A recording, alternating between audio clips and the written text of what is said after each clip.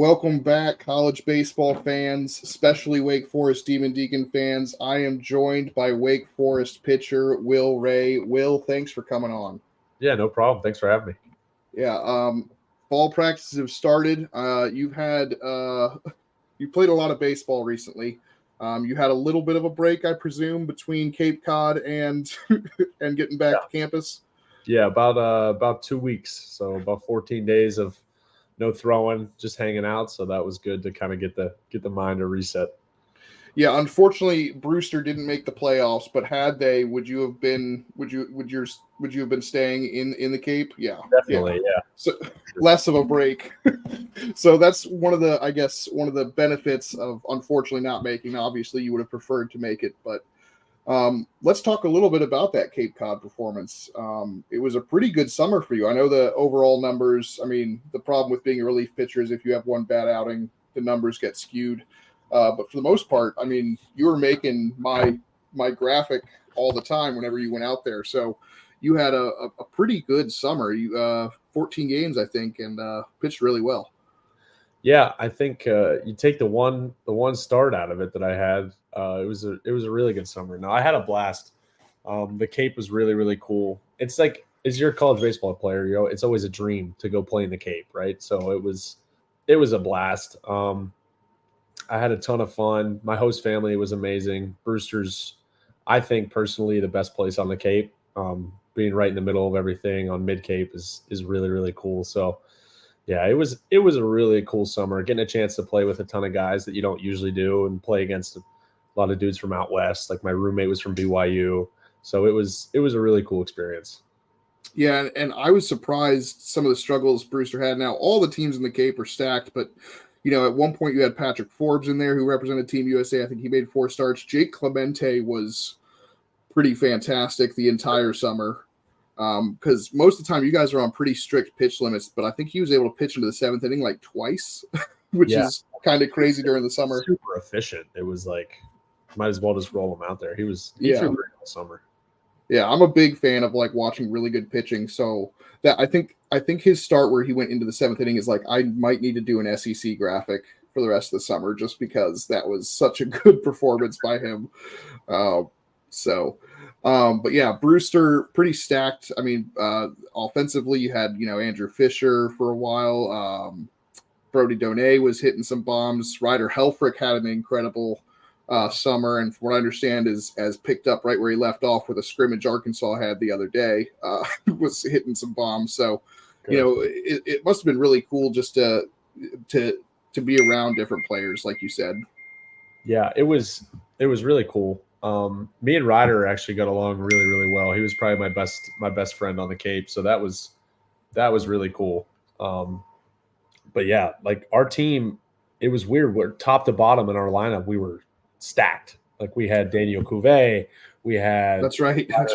We had all these guys, and it was for some reason we just couldn't figure out how to get it across the finish line, and it was bugging us for sure. But no, it was really cool getting to play with those guys because you never know when you're going to have a chance to play with them or against them again. But it was cool. A lot of really, really good ACC talent. So.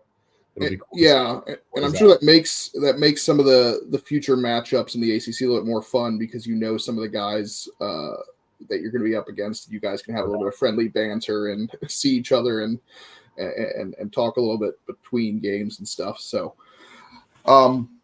Wake Forest, they've got a lot of new faces, but what are the vibes coming into fall practice? I mean, the last couple of years have been pretty great, and I imagine vibes are still pretty high coming into this season. Yeah, no, the vibes are definitely high. It's a ton of new guys, right? It's about 25, 26 new faces. So as an upperclassman, it's going to be a thing for kind of us to manage, just in terms of kind of bringing the team together and to kind of getting everybody on the right track early. I feel like maybe last year is kind of where we struggled a little bit with that in terms of kind of getting our stuff moving in the right direction early on. I mean, it's visible by a skid we had early on, but no, the vibes are really good. Our expectations are high. We feel really good about the group of guys we have. Really great group of kids, and yeah, it's talented for sure. one of the big things with those new faces, a lot of new pitchers coming in, a lot of good ones coming in. Have you been able to see anybody yet? I know it's early days still, but have you been able to see any of the new pitchers, and have any of them really impressed you so far? Yeah, we had bullpens the other day, which I can't throw until or throw a bullpen until I don't even know 2 weeks from now. But it's so I get a chance to kind of sit back and watch, which is really cool for me, especially as like an upperclassman, kind of see all the new guys and all the grad transfers and freshmen come in. But yeah, we threw bullpens the other day. Everybody looked really great, like top to bottom. Like it was a really cool thing to see. I mean, we obviously had some standouts, like Duncan Marston looked unbelievable. Freshman from California looked unbelievable. Griffin Green, Matt Bedford, those guys, Logan Lunsford, Nate Britton from Campbell, like those guys they're legit, and it's really cool to kind of go see them do their thing. And it's obviously a lot cooler that they're on our team now. So Yeah, it's wild because Logan. I just watched all of Logan Lunsford's outings on the Cape, doing something for Prospects Live, and he's got a nice changeup. I really plus changeup. That's exciting. And then Griffin Green, everyone's forgotten about because he was out all of last year at Virginia Tech. Yep. He had a really good sophomore year at Virginia Tech, and I think a lot of people will be like, "Oh, I forgot about Griffin Green," but he's back. So you've got Luke Schmolk, who was a Friday night starter for Georgia Tech as a freshman.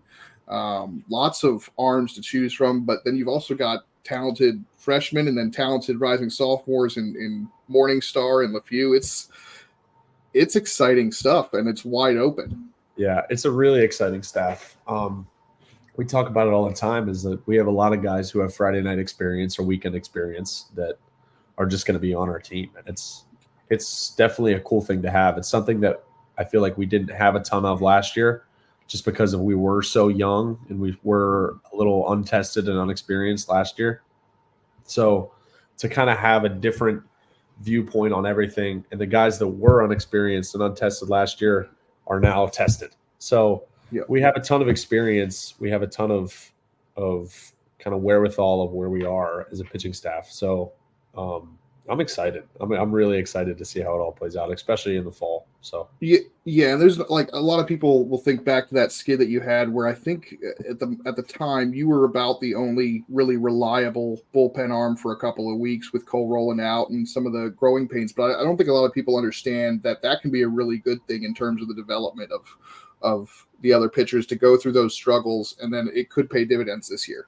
No doubt. Like, we had a ton of guys who threw a lot of innings as freshmen or as sophomores last year who 2 years ago or a year ago didn't or weren't even here at all. So I think this year, having that year is going to be a game changer. I mean, even for me, like the year before, the year we went to Omaha, I threw 11 innings and it was my first year ever pitching. So now you take a step, and I threw 44 innings last year, and I take a step and can build on it this year. So it's a whole new level of experience that even guys gained that last year that were here the year before. So it's going to be a really different pitching staff in terms of how we kind of go about things and how we kind of think about things. So I think the experience last year set us up to have probably a successful season this year. I'm really excited to see how the pitching staff winds up, and obviously it'll be pretty fluid probably going into the season as well, because again, you have so many options, and Corey will be busy trying to figure that out, I'm sure.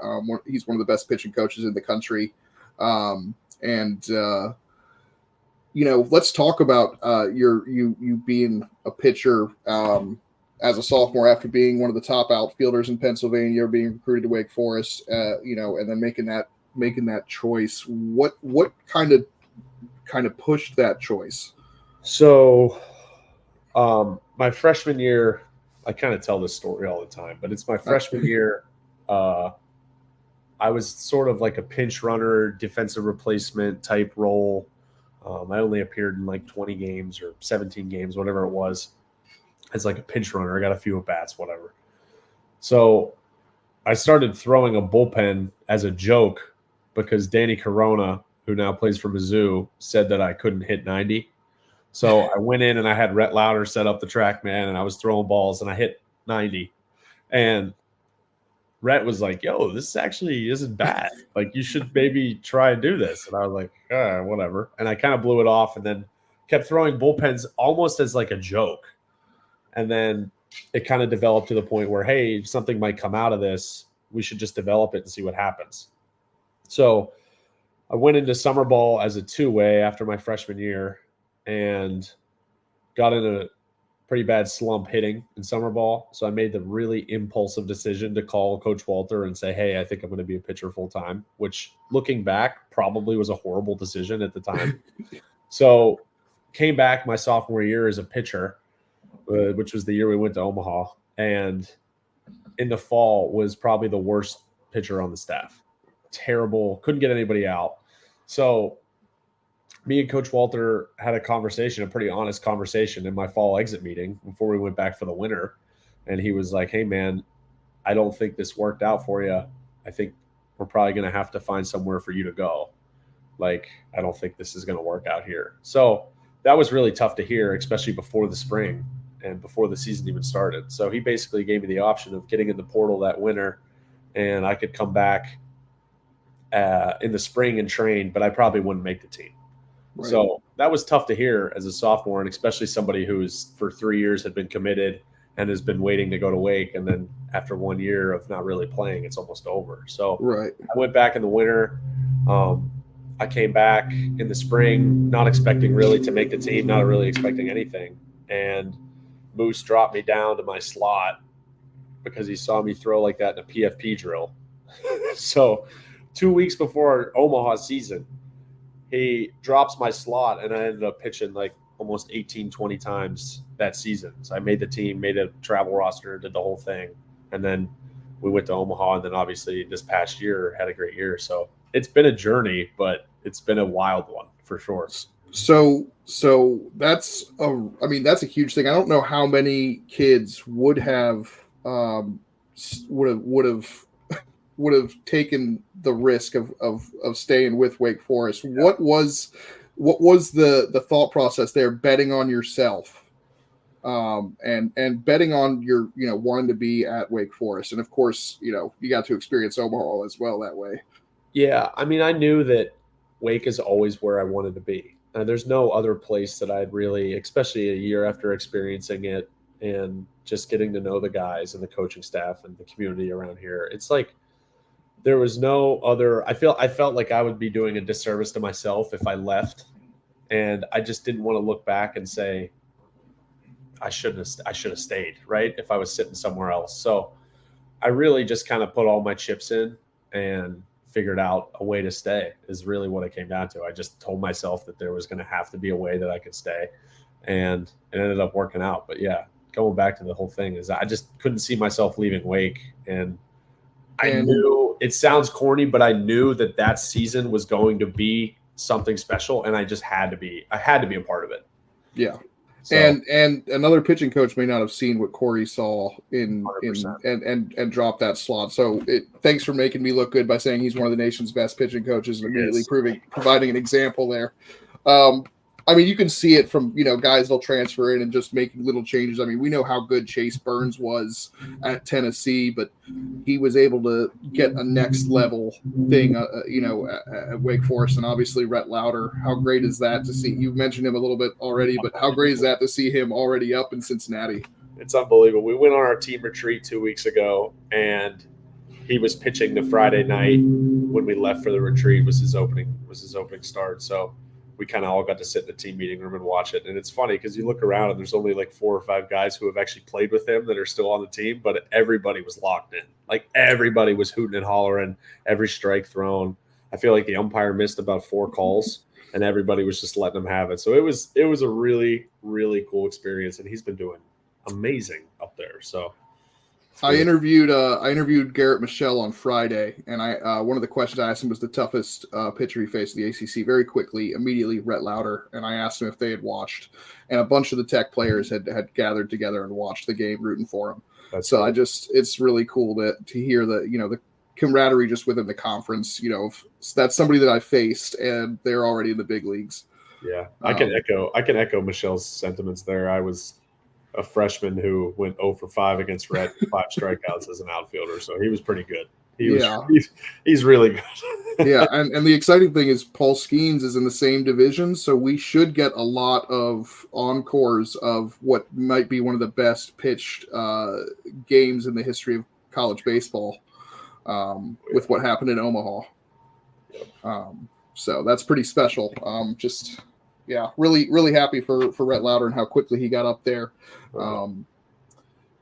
So we just talked about how much you loved Wake Forest, wanted to be there. What was it about Wake Forest that made you want to be a Demon Deacon for, like you said, 3 years, in high school ahead of time? Yeah, I just think that I was always looking for a place that was super academic. I come from a family that's like kind of something that we set at the top of our priority. And I was really looking for a place that kind of molded the baseball and the academic side together really well.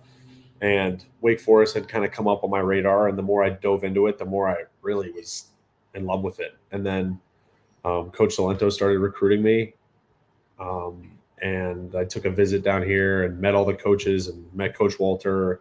And Moose wasn't the pitching coach at the time, but came in my freshman year. But it was a really, really good fit for me, I think was the best way to put it. It was a really good fit, and I loved every single person I'd come in contact from Wake. So it pretty much just came down to that. Yeah, one of my favorite things about the conference in general is how important academics are for most of the schools. It's always cool to hear that the guys are thinking about that aspect that you may not always get if you're talking football and stuff like that. And, it's really good to hear that. So talking about Corey Mascara and that pitching lab, can you talk a little bit about that and how critical that's been to some of your success? Yeah, no doubt. The pitching lab, I always talk about how it has all the bells and whistles. Everybody who asks the same question of, what do you guys use it? How do you guys do it? Does it help as much as everything say it does? Yes, no doubt. We have the latest and greatest in technology in that pitching lab. But the thing that the crown jewel of the pitching lab that nobody really talks about is the team of analytic people. So we have 22 to 25 full-time analytic staffers that are with us during bullpens, with us during practice and games, and up in the war room before prepping. So it's like that is kind of the piece that goes untouched. But I will say, in terms of my personal development, it's helped a ton. When I dropped my arm slot and have been working on some things even this fall, has been tremendous in kind of getting me to where I need to progress to. And especially for guys who are making little adjustments, like Rhett Lauder. This is a story that Moose tells all the time, but Rhett Lauder has really weird, highly arched feet. So he's throwing on the force plate mound, and all of his force is like, it's supposed to come back up and then you release. All of his force is like going out to the right side of his body. And they were like, why isn't he throwing? Like, why is that happening? So they put orthotics in his shoes, right? And this is like an adjustment they made using the data from the lab. They put orthotics in his shoes, and he lands on the mound flush now, and all the force is coming back through his body to release the ball. And he was like 90 to 93 during that time. And the first outing he went out and pitched with orthotics, and he was like sitting 95. So it's just like little adjustments like that are crazy that the lab kind of produces. So it's a little anecdotal thing from that, but it's helped a ton with personal development for sure. Yeah, it's interesting that a lot more teams are not trying to duplicate it, but I imagine there's a matter of money involved with that. Like you just said, you have 22 to 25 full-time analysts, so that might be why not every team is able to do that. But it's just you can see the results just in some of the numbers, and it's just a really cool thing to hear about, even though I know it gets talked about to death. Yeah, so no doubt. So sometimes it comes back to bite us in the ass, but it's been mostly positive. Yeah. A pitching lab doesn't automatically mean you guys are just going to be perfect specimens. Like, there's still a human element there. Oh yeah. So talked a little bit about pitching with Rhett Lauder. But what about working with Chase Burns a little bit last year? What was that like? Because I mean, again, it was electric. Yeah, I mean, Chase Burns is one thing about Chase Burns that a lot of people don't give him credit for is how smart he is. Like everybody talks about his stuff and about his antics or whatever on the mound and how electric he is. And yes, I agree 100%. His stuff is the best I've ever seen. It's ridiculous. But he is like one of the smartest pitchers that I've met in terms of this whole baseball thing. Like he has a really, really good head on his shoulders. He's an exceptional teammate and just a really good dude.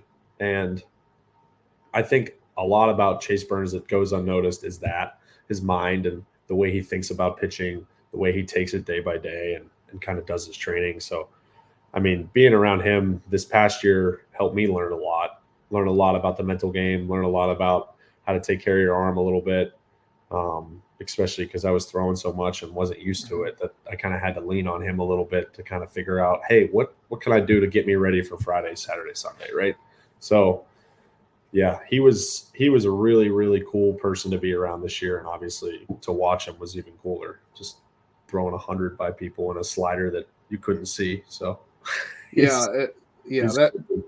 that ACC tournament game against North Carolina, I think might have been the best game I saw in person this year, especially with how the stars showed up.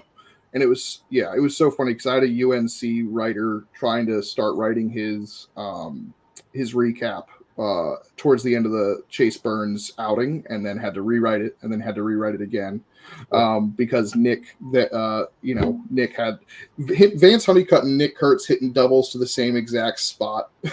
The stadium was it's just unreal. But it was, yes, we were there until 2 a.m. or something. You guys had to come back and play 12 hours later. But yeah, really, really cool. Chase Burns, I got to see him, I think 4 or 5 times in person. It was it's unbelievable. And from what I understand, I think he basically reached out to Wake Forest or expressed interest in Wake Forest before Wake Forest realized, I think I remember Corey saying something like that, is they all of a sudden they heard that he was interested and they were like, oh, so that kind of shows how smart he is, that he kind of did his research on where he wanted to go coming out of Tennessee. So that's pretty cool. Yeah, it shows the good head he had on his shoulders, right? He wasn't searching out for a lot of these dudes that go to the portal now. They're searching out for NIL money and how much money can you get before I get to the draft and all this other stuff. And he was searching for development. And I think that kind of shows a guy who he is. Yep, absolutely, and it's paid off. And he's going to Cincinnati with he won't be too far behind Rhett in that rotation, in that young rotation with Andrew Abbott out of Virginia and Hunter Green and Nick Lodolo, and now you're going to have Rhett Lauder and Chase Burns. If Cincinnati doesn't make the playoffs with that kind of a rotation, I don't know what they're going to do, what they can do. Throw fits in my Pirates, that's for sure. Yep. That's right. Yeah, because you are from Pittsburgh, right? I am. Yep. Yeah.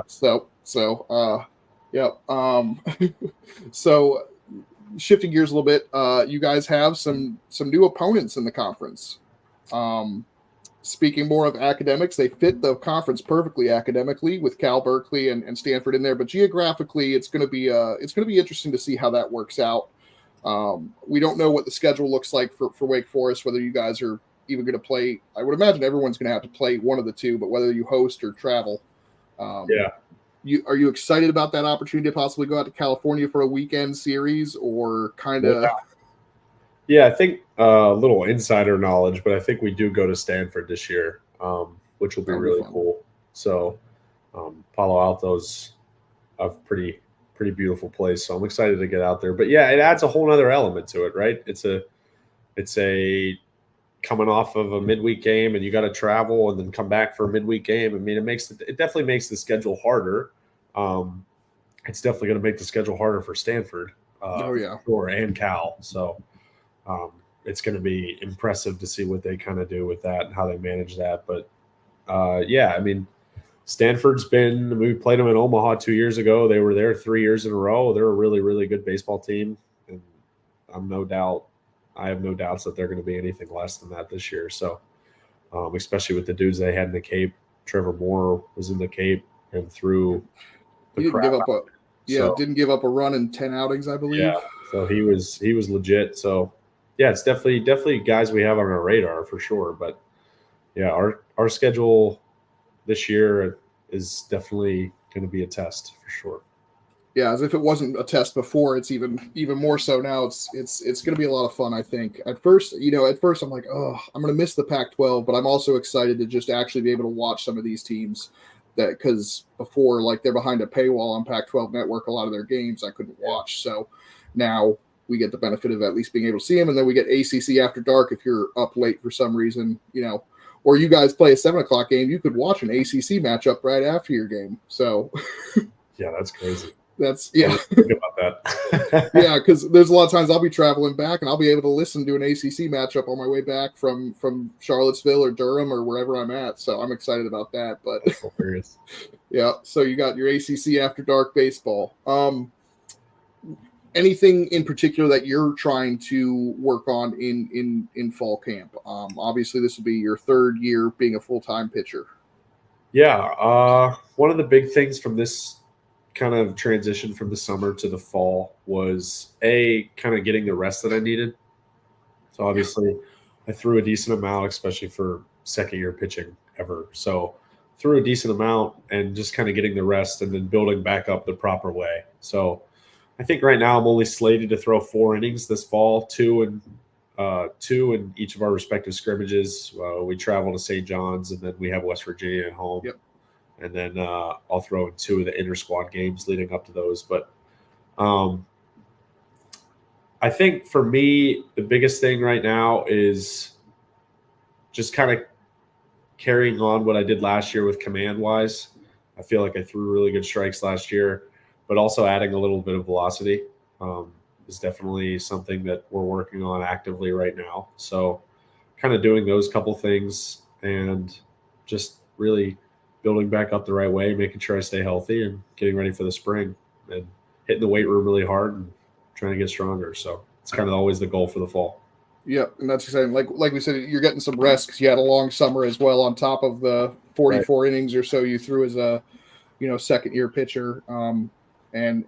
But you do throw a lot of strikes and so hopefully the command stays there because I think that's a big part of college baseball. So some of the most frustrating things is when you've got a guy with like the best stuff, but then they can't hit the strike zone, and it's just like no. Yeah. But anyway, let's move on to some fun stuff. You guys are still getting to know each other, but do some superlatives. But who's looking like the team class clown right now? Oh, it's gotta be Griffin Green.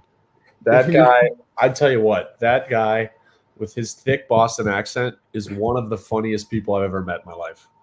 He is a really, really class A dude.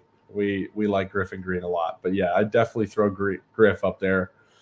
My roommate, Jack Winay, maybe. He comes across soft-spoken, but when you get to know him, he's quite the clown. But yeah, those 2 guys for sure. I love that. I'm looking forward to Griffin Green reintroducing himself to the conference. But all right, how about the glue guy? Who's going to be your glue guy? Who's going to keep the team, together and kind of a gym rat and your glue guy? I'd say I'd go glue guy. I'd probably have to go like my 2 roommates. Probably it's probably Winay and Merrick Houston. Probably those are our 2 glue guys. Yeah, those guys are awesome. I mean, Merrick's a gym rat. Merrick and Winay work more than anybody. We have a freshman who might be a glue guy, honestly. Matt Conti from Boston, our catcher.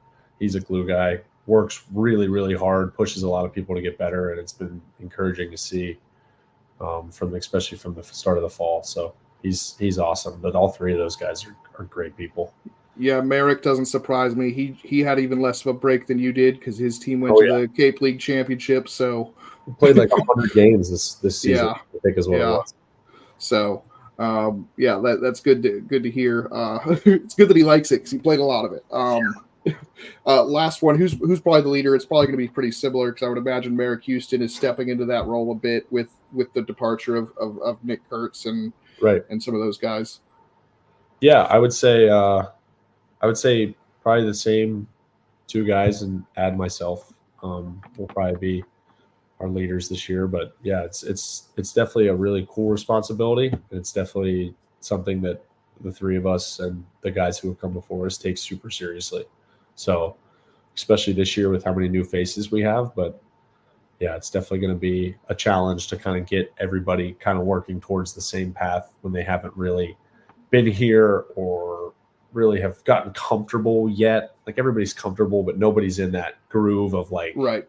You know what I'm saying? So we'll definitely have a little different project on our hands, but I'm excited for it, and I know these guys are too. So, all right, we're hoping you have a very long baseball career, but what's your dream job outside of baseball? Sports agency. So that's kind of my plan as of now. If baseball doesn't work out, I still want to be around the game and still kind of want to be in it. But I've seen the side of sports agency from a player, and it's something I really want to get into. Yeah, and I'm sure you're seeing even more of it now with the NIL stuff, and they can actually, work with players now as opposed to before. Right. So, all right. Toughest hitter you faced in the conference last year? Casey Cook, without a doubt. Yep, that's a very underrated. On our team would say the same thing. Yeah, very underrated guy because of Vance Honeycutt that you forget about a little bit and then all of a sudden you got to pitch to him and you're like, oh, I should not have forgotten about this guy. Yeah, I think that's easily the hardest at bat I've had all year.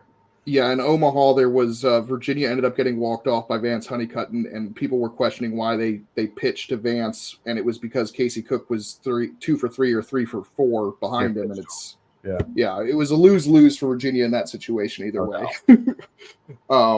Local food staple, and this is a loaded question. I'm gonna have to go with Dioli's Italian Market. Go. What's your go-to there?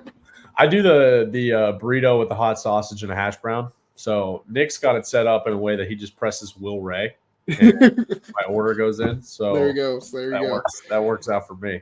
I was lucky enough to go down there and get the chicken parm, and it was just life-changing. We have that catered in Friday nights after our games. There you go. Yep. So, because I was down there for the series against Duke, the opening ACC series last year, and I was like, I got to go there. I can't wait to go back. I'll be there. I'm coming for your guys' scrimmage against West Virginia, so I'll have to stop by and get get a chicken parm, or I might have to try the Will Ray. You got to try the burrito. Yeah, so gotta try the burrito. So it's good to know he's just got a button; you can just press it. So. Yep. I told Nick, I'm asking this question to everybody, but I'm like, if Will doesn't say Dioli's, what do you want me to do? He's like, just end the interview right there. So, we're good. I got you, Nick. Last one, favorite ACC ballpark besides your own? Ooh. God, it's tough. ACC has really good parks. Yeah. Probably got them torn between Clemson or UNC. I'd say probably I haven't seen UNC when it's packed yet. So I'm just going to go with Clemson.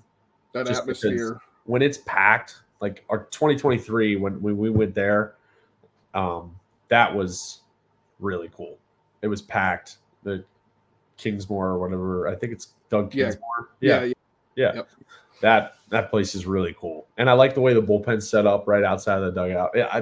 That's my favorite field. There you go. Yeah, I think a lot of people are torn between UNC and Clemson a lot of times with that because I think the atmosphere plays such a big factor with Clemson.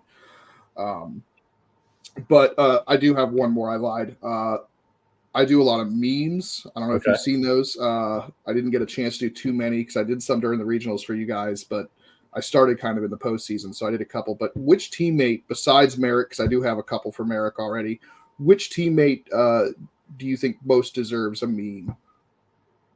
Meme. A fun meme for when they do something big. Okay. Probably Renee. You gotta get something. You gotta get something with the bow that he does. Yeah, it's gotta be something like that, or like Kung Fu Panda type type vibe from Renee for sure. Perfect. Yeah. I'm really just using these interviews as a way to get food staples, local food staples, and meme ideas. So you're just helping me out. But I really appreciate you coming on, Will. We've gone a little bit over time. I could talk to you for another 30 minutes or so, but I know you've got class later today. But we'll have another episode of ACC Central in a couple of days. Will, do you have anything else you want to share before we sign off? No. Thanks for having me on. Go Deeks. Absolutely. Go Deeks. We'll be back in a couple of days. See you guys then.